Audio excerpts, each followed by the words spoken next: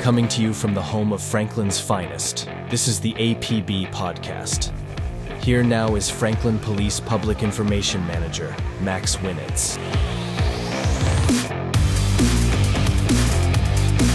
Yes, episode number 11 of the APB Podcast. Hi there, everybody. Thanks so much for tuning in. If you tuned in last week, you know we sat down with outgoing Public Affairs Officer Ryan Schuman. He's retiring from the Franklin Police Department in just a couple of weeks after 25 years of service, 15 of those spent as the Public Affairs Officer. Well, today we are introducing you to his successor, and chances are you already know who this guy is, Officer Marty Carson. We're sitting down with Marty today talking about his life, his upbringing here in Williamson County, and the vision he has for the public affairs officer position. We are incredibly excited to have him on board. We're looking forward to working with him beginning August 4th in this new position. We'll hear from Marty in just a couple of moments, but first, let's get to the news headlines.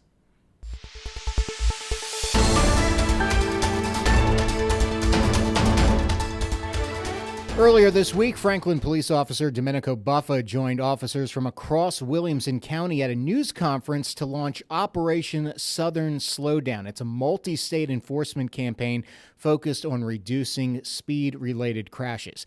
Now in its 9th year, the week-long initiative ramps up patrols across Tennessee, Alabama, Georgia, and South Carolina, aiming to curb speeding during one of the deadliest travel periods of the year. So expect to see more blue lights on the roads this week. Remember to slow down, buckle up, and make it home safe. And on Wednesday, inside of a local elementary school, our SWAT unit trained for a scenario that we hope never, ever happens. This active shooter training, a stark reminder of the world we live in and the unwavering courage it takes to confront it. Now, rest assured, we are making sure that we are ready to protect your kids at all costs, and that means running toward the threat, not away from it. This training, our SWAT unit participates in it a couple of times throughout the year just to make sure that they are prepared. All right, when we come back, we are sitting down with the new public affairs officer here at the Franklin Police Department, Marty Carson. That conversation is next. Are you ready to make a difference in your community? The Franklin Police Department is seeking dedicated, passionate individuals who want to protect and serve in the South's most charming town. As a member of our internationally accredited team, you'll be part of a dynamic, supportive department that values integrity, professionalism, and community engagement. Enjoy competitive benefits, career advancement opportunities, and the chance to truly impact the safety and well-being of our neighbors. For more information, visit franklintn.gov/joinfpd. That's franklintn.gov/joinfpd. All right, welcome back, everybody. I'm Max Winitz, and I am here with a man who really needs no introduction, Officer Marty Carson. Thank you for joining us here on the podcast. Thank you for having me. I'm excited to be here. And we are excited to have you. We are excited to have you as the new public affairs officer for the Franklin Police Department. We'll talk about that in just a few moments. But let's first talk about you, your life, your upbringing. Lifelong Williamson County resident, but take me back to the very beginning and take me to where we are now, a 22-year veteran with the Franklin Police Department. Tell me about your childhood and sort of what inspired you to become a police officer. Well, a lot of this has an upbringing from, my mother and my grandmother were huge influences on my life. They both was kind of opposite ends of the spectrum as you were. Mom was very much into responsibility and do the right thing and teaching you the way to be, an outstanding individual. But my grandmother was also the one who was this, make sure you have fun. Don't forget the fun things. Don't forget the people, She was always that way. She had a store in Leaper's Fork before I was born. And so my mom was raised in that, so she understood that. But her, Mom was very, hey, you can do great things. It doesn't matter where you're from, because we grew up very, very not super poor, but relatively poor, and in the Boston community. So, as I grew up, we came to Franklin and got to see the city and see what was going on, and see some of the police officers that were here. And at the time, we had different ones. So, we had the Mounted Patrol and Captain Coffee, who we saw a lot, and it was just kind of a big impact because you got to see them and how they interacted not only with the criminal justice system, but how they interacted with the people in the community and how they just really were a part of the community. So as I grew up, that's what I kind of saw. Every year they were in the parade. We always did. It was just fantastic, and I kind of got intrigued by them. And then early on, they started their Explorer program here, and I was one of the first participants in that, and had a really good time with that. That was interesting, but being out in the county, it was hard to get in to see it. So it was kind of short-lived. But So at what age do you think it was that you decided, hey, law enforcement is the way I want to go? I was 14 when I first started doing that. That was in high school, and we just started, and it was like 1984. But at Franklin High School, and they came in down there and were like, hey, we're having this program, blah, blah, blah. And I was like, hey, you know what? I want to try that out because I've always seen those guys around, and I was interested. And you come in, and they were very welcoming. It was very neat to see the old PD and, the guys and the characters and stuff. And it was just a lot of fun. They made it fun. They understood that it was a serious thing, but they made it fun. They didn't try to, scare you away from it or nothing, as it were, or things of that nature. So the Explorer program, would you say that was sort of the icing on the cake? Then you definitely realized that you wanted to be a police officer? At that time, no, actually. I actually left that program and went into some different things. I went to construction. I did commercial and residential construction. I went to college, studied geology and geography, and then I was out, and I was actually working in the retail world and kind of moving up through that. And my aunt had worked for the city for a number of years, Ginger, and she approached me and said, one time I had a little get together, and she's like, hey, the city's hiring police department. You were interested in it one time. What do you think about that? And I was like, maybe I'll put in and see, So I was early 30s, and it was one of those moments where you kind of have that fork in the road, I could either go with this career in the field of retail and moving up through their corporate world, because I was offered some positions there, or come back and do some more stuff here locally. And I thought, you know what, I really enjoy being here. Mm-hmm. And it just drew me back, and I put in, I thought, I'm not going to be able to get that. We tested, there was all these applicants, and I was like, these people got experience, they know what they're doing, and I'm just here because, I want to try this. And at the time, Chief Jackie Moore, met with him. We talked about the Explorer program. We talked about me growing up here and living here and being here all my life and stuff. And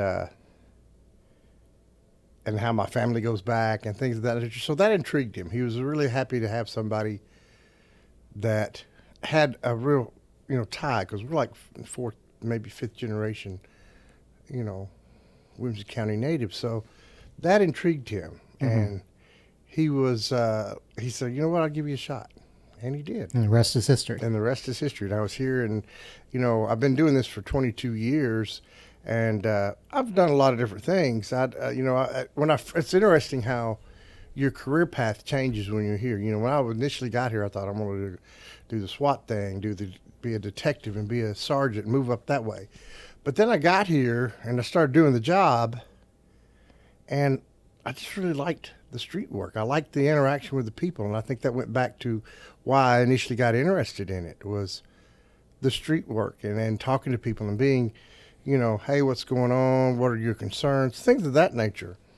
And I just kind of stuck with it. I've tried other things. I've worked with the detectives on a lot of stuff, not only in this department, but other departments. And I've worked with different things and done different things. and had a great opportunities to do all these variety of stuff. But I've always come back to patrol just because I enjoyed it. So, And I think you took the advice and ran with it from both your grandmother and your mom, because you care a great deal about people, and you also do have a ton of fun. I do. Here at work. So how proud do you think your mom and grandmother would be of you right now? Man, I really wish they were here to see it. I'll be quite honest with you, because it seems like it's a great culmination of all they've taught me, you know. And I think it's going to bring together everything, like you said, all the lessons I learned as a youth coming together and along the way, because not only are we're doing a great job and we're, you know, trying to be responsible and take care of the community, but we're going to have fun doing it, you know, and that's what I really enjoy. Do you think your time in the retail world helped you at all as far as dealing with people, customers? Yeah, 100%. I think when you're in that environment where, you know, people come in and you're having to help them or help with the problem they're having, that's one thing. That's a level of it. And this just brought it to a whole nother level. You know, now, not only at that point, you know, you're learning they're affecting a problem they have or a situation they're dealing with.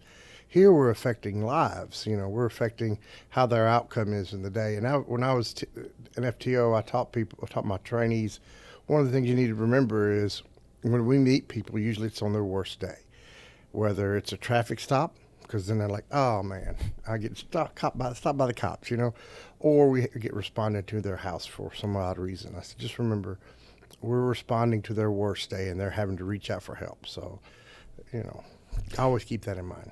So you've been with the department now over 2 decades, 22 years to be exact. What stands out as far as some of your most memorable moments as an officer?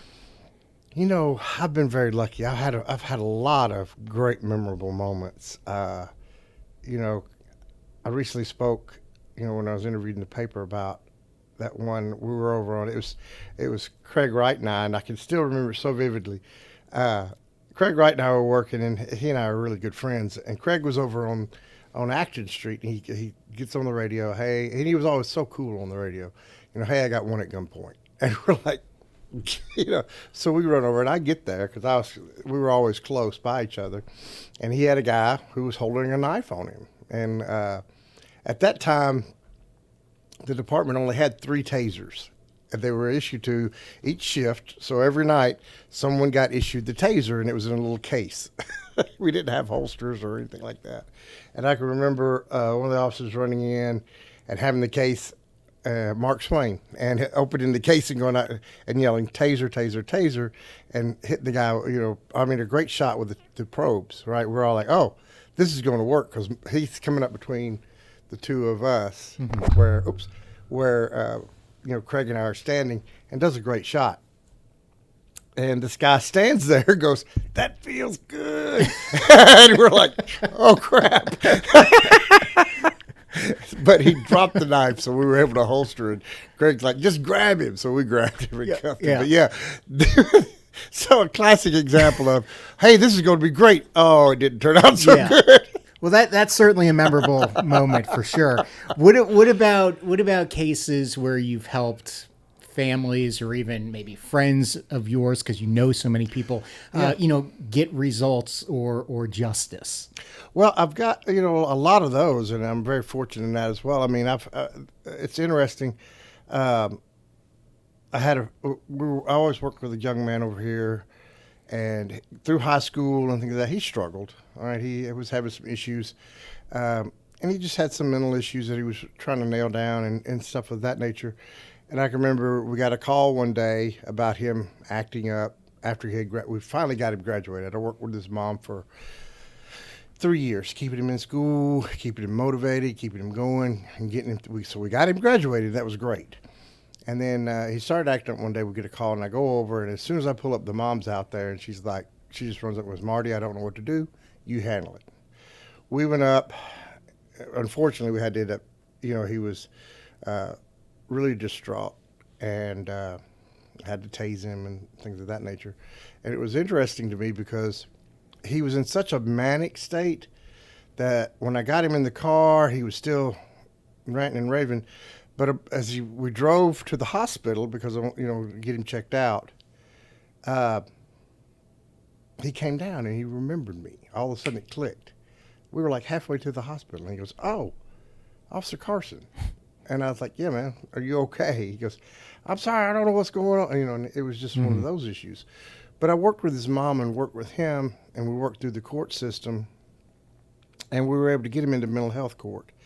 And he's been 2 years doing great. He's got a job. He's doing all these things, and he's getting his life together and getting going. So those are the kind of things that really make a great impact. Just how does that make you feel? It's such a proud moment, because you can look at him and go, "Man, I helped him with that." Yeah.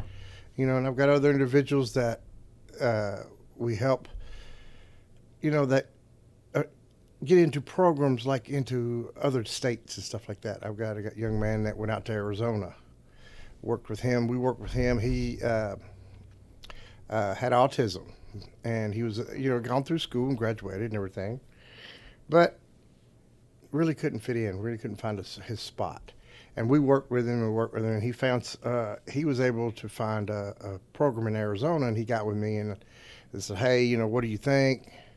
And he had some problems running through the court system, so I had to work with the court again and work with him and work with his mom, and we got him into that program, and he's been out there for 6 months, and he's doing fantastic. Those kind of things right there, for me, is why I'm doing this job. Yeah. I think that's what my mother wanted. I think that's what my grandmother would want, is to remember the people and help them. And it's such you can't express how great it feels to see these kids that are excelling, and a lot of people looked at them like they're not going to do anything. They're never going to do anything. And they just needed a little nudge, a little guidance, a little, hey, if you step out of line, Officer Carson's there. I remember one summer I had a young man, and he was in high school, and I was on midnights, and it seemed like every weekend I ran into him somewhere, and he was just like, "Oh," I give up. I was like, "Bro," he even put on his Facebook page, "Officer Carson owns me," those kind of things. Yeah. But I was like, "Hey, straighten it out," and he got to where he went off to college, been doing great, and I haven't heard anything else from him. So that's good. Those are the kind of things you want. You Yeah. want to see these. I'm not out here, and a lot of us are in the same boat. We're not out here trying to punish everybody and arrest everyone. We're here to protect the community, because we're part of it, and we're part of the community. We're we have a vested interest just like them, and it's just good we get pride in seeing them accomplish things. Yeah. So. Well, I think it's fair to say that pride and that connection you have with people is one of the reasons why you applied for the public affairs officer position. Full disclosure, I was the one who made the call to offer you the job after you interviewed. Yes. And I'm just curious to know, what was your reaction when you found out that you got that job? Initially putting in for it, I was kind of like, because I didn't want to leave the street. I'll be honest with you. I did not want to leave the street. And I was like, I've done this for, like you said, over 22 years. And I thought, maybe it's time to do something a little different where I can make a different impact. So putting in for it was really kind of tugging at your heartstrings, And when you and I talked and you said, "Hey, let's go with it," and I was absolutely thrilled, because I thought, you know what? I can do this. I've been working towards this my entire career. This is kind of the culmination of what I want to do. This is kind of what I think my mother and grandmother would want me to do. And it was just exciting. Yeah. I was just thrilled, really. I got off the phone. I called friends. I was like, "Hey, I got it." They're like, "All right." Everybody, the accolades I've gotten for this have been just unbelievable. And can we bring up the fact that some of the comments we've seen on the Facebook posts about you being hired are actually from people that you've arrested congratulating you? It's hilarious. It is, but it just goes to show yes. the connection you have with people. Well, I've always told people, I said, "Hey, even if you arrest someone, treat them like an individual, you know. So Yeah. that's what my reputation is, you know, tough but fair. And it's funny, like you said, I went online because I don't really do a lot of Facebook stuff. And a friend of mine was like, hey, check this out. You got a lot of great accolades on here. And I was going through the names and I was like, oh, arrested that one. Oh, that's another arrest one. Oh, we're going to court this week on that one. You know, but they were all like, hey, great job, good job. But that's what you want, Yeah. you know, and that's what I told people. That's what you want, because it doesn't matter if I arrest you. I don't think you're a bad person. You just had a bad moment, you know, made a bad choice at that time. And that to me, when they come up going, hey, giving me thumbs up, good job, and all this, and I'm like, but I arrested you. Yeah. You know? But it shows that they have respect and admiration Yes, for you. absolutely. And I think that's part of it. You Yeah. know, you got to have it. So it goes without saying you've some big shoes to fill. Absolutely. Officer Ryan Schumann has been in the position for the past 15 years. I'm just curious to know, you know, what do you want to do as far as continuing on with what he has built, but at the same time, how do you plan on this position evolving?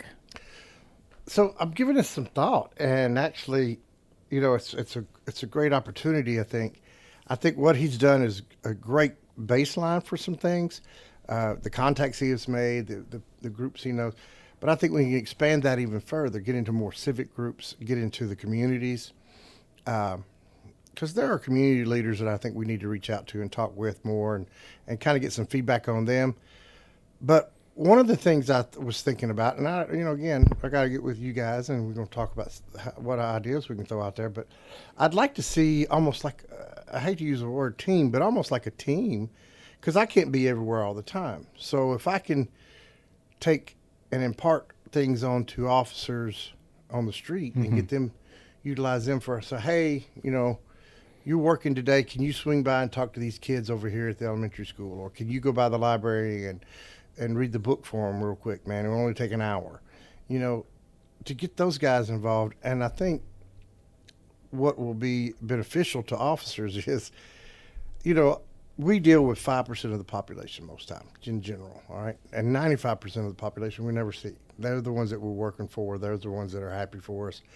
So if we can get them in touch with, you know, get them out of always having to answer calls and seeing people at their worst moment, and get them into where they can go, hey, these people really enjoy seeing us.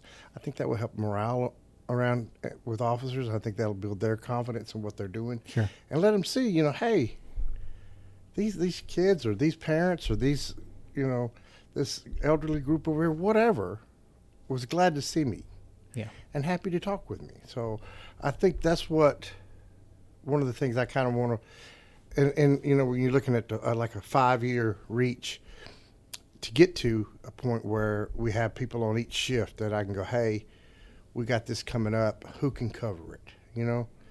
And just get others involved so that, you know, we're building not just me as a community outreach officer, but the whole officer, all the officers, you know? For sure.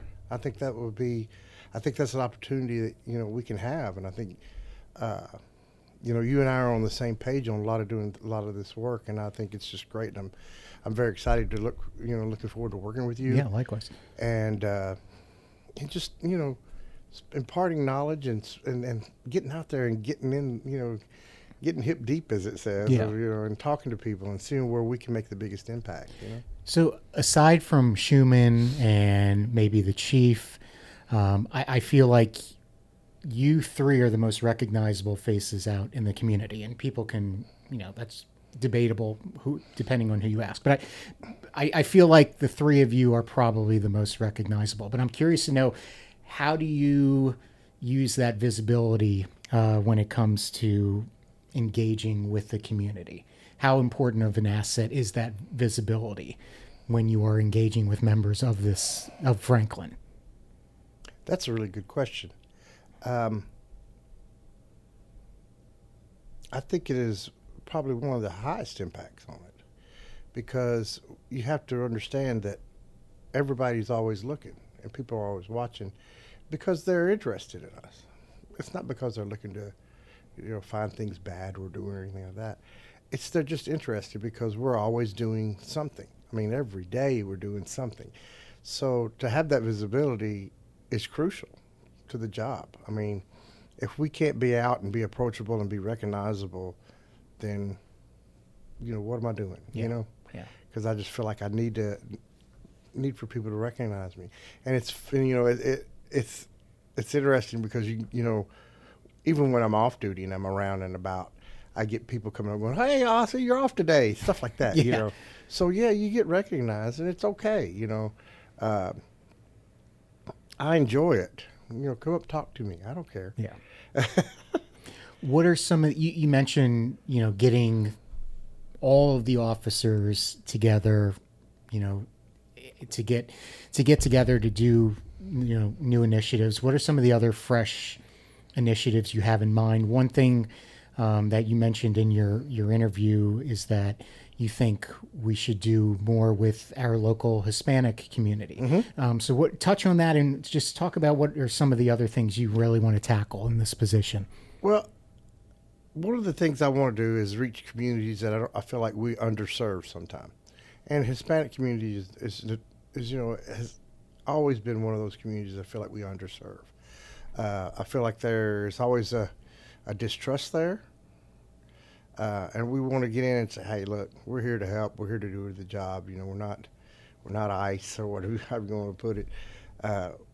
And that's not our thing. We're here to help you. And if you have issues, we need to know." And I don't think we get in there enough. And I think a lot of times there's kind of, I guess, tension on both sides. A disconnect. Yeah. Yeah. Because we don't understand, and I say we as police officers don't understand their culture. All right? And the language barrier. It hurts us a lot. So getting out and getting involved and getting in touch with them is what we need to do, because then they feel more comfortable coming to us and telling us when things are not happening. We did this, and I tried this a couple of years ago, well, several years ago now, to where, like after like games of soccer or basketball or whatever, we'd find out where they were going. Like a lot of people would head to the ice cream shop. Mm-hmm. And so we would start going in there. And now initially it was like, whoa, hey, not going to get to talk to these guys. But once you sit down and people see you eating ice cream or things of that nature, you become a person. You're not just this uniform. Right. All right. And they feel more approachable. And, I tell the story about we were in there and a gentleman came up and he was talking, and he was recently divorced and he was paying child support based on the job he had at the time. Well, he lost that job. And he was having to work like 3 jobs to pay the child support that he was, awarded by the court. And he was asking about what could he do. He never got to see his kids. He was working too much, this, that, and other. And we're like, you can, we walked him through going down and requesting a review. I even called and spoke to the ladies down there and told them, hey, he's going to come in. His English is not perfect. And they had somebody there that could work with him. And then it was several months later, and I'd really forgotten about it. And he came in with his kids one Saturday, and I was like, hey, you got the kids? He's like, yeah, I've been able to, cut my time down. I don't have to work all these jobs because the court adjusted my child support based on what I have. And he said, so I was able to balance more time with kids and stuff. And he said, so it's worked out really well. Yeah. So those kind of things, I think we need to get out more, that there's information that we have that we can help with, So one of the things that stood out about you is your involvement with community policing. You are the department's community policing instructor. How do you take that information and utilize that in the position you're in now in public affairs? So I got interested in that community policing, and I went to that Dolan Consulting Group. They had a class on it, and it was actually Chief Dolan, who is from New York. He was a instructor, a chief in several different places. So super interesting guy. And when I walked in, sit down. His first comment was, I want you to understand community policing is just policing. It's really what we're all about. So that struck a chord with me. I was like, okay, let me hear what he's got to say. So in taking with that, some of the things I thought, well, I don't know if that's going to work for us. That sounds like it works for a big department, maybe not for us. But I've implemented it here. Like I've, talked to people, and one of the things I like to do, and some of the other officers have started kind of taking up on that too, is take a zone that you like, pick it, and start working it every day, and get out and start knowing that community in there. Build those relationships. Build that relationships. Know the stores, know the people, talk to these little community groups and stuff, and see what's going on. Because a lot of that relates back to just police work. Because then they're telling you information or concerns they have. And what I've always found interesting is, this one tells you one thing, and this one tells you something else, and this one tells you something else. Well, then when you sit down and you put all your notes together, you're like, hey, wait a minute. And you're able to piece together something going on. And we can, work as a team from the police department side with the patrol and CID and solve those problems and see if there's people in the area that are causing issues, and we can get them either arrested if we need to, or, help that they need. So that's one of the things I really enjoy about it. And I think taking that aspect of it and coming into this role of being the public affairs officer kind of is the next level for it. Not only do I get to really focus on that and making those relations, but I can pass that information along to my guys, my officers, and the different shifts, and say, hey, I spoke to such and such, and there's this going on at this time. Can you guys take a look at it? So that kind of stuff right there not only helps the community, but it helps us as a police office, as police officers, do a better job. Because that's ultimately what we want to do. We're out here to want to do a better job and protect our community and make things safe for everybody. Sure. So I think this job really is going to take it to the next level for me, and I'm just very excited to see where it leads and what it does. Yeah. So we've learned a lot about your vision for the position, but let's talk about you when you're not wearing the badge. And I'll be frank, I don't really know a whole lot about Marty Carson when you're not in uniform. So I'm curious to know, and I'm sure a lot of folks are curious to know. Tell me about what life is like outside of work for you. What are some of your interests and your hobbies? So outside of work, I really enjoy spending time with my family and stuff. And like one day I'll spend the whole day with just my brother Byron and I.